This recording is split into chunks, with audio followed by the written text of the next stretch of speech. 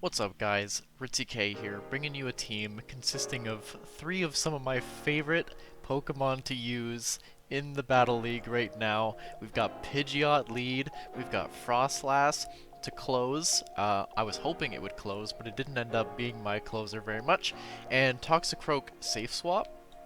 So the idea behind this team is Pidgeot lead, Brave Bird pretty much anything, and whether they block or not, throw Toxicroak out to lure out a flyer. When they swap into their flyer, we bring out Frosslass, and Frosslass just goes to town. That didn't end up being how most of the games went so far, but actually I did win all 5 games in my set, as we'll see. And yeah, we had a couple funny little moments that happened here, the first game being one of them, so yeah, let's hop into the battles.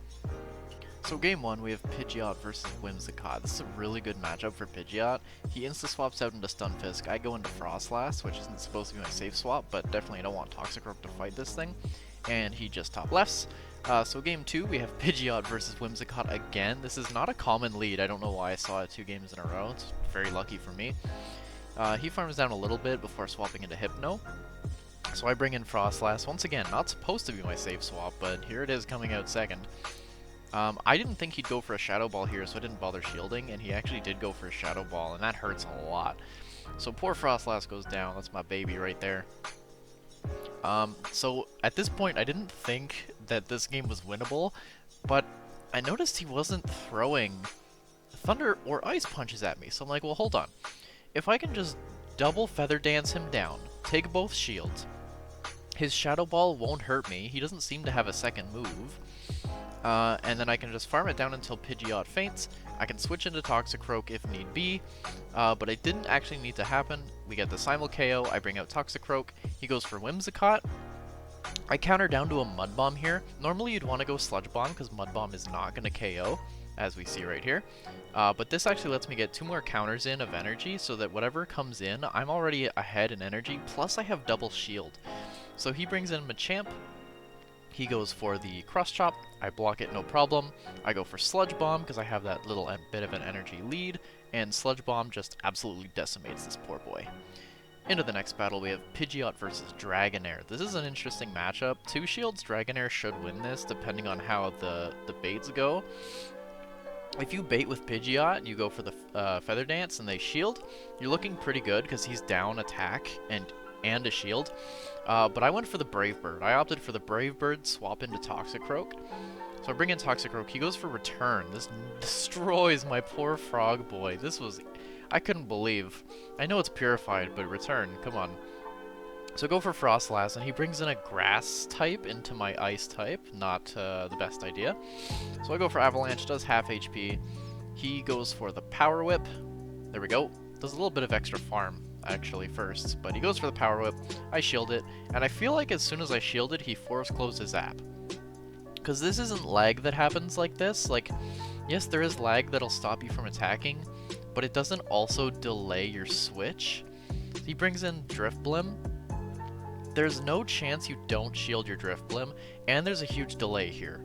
Normally this doesn't happen, even if you're lagging, and if you do, it'll say network connection error or something similar like that on the screen in red text. But it didn't happen, and there's a huge delay between his next bring out, so that was definitely a forced close. Next game we have Pidgeot into, what's this thing called? Drapion.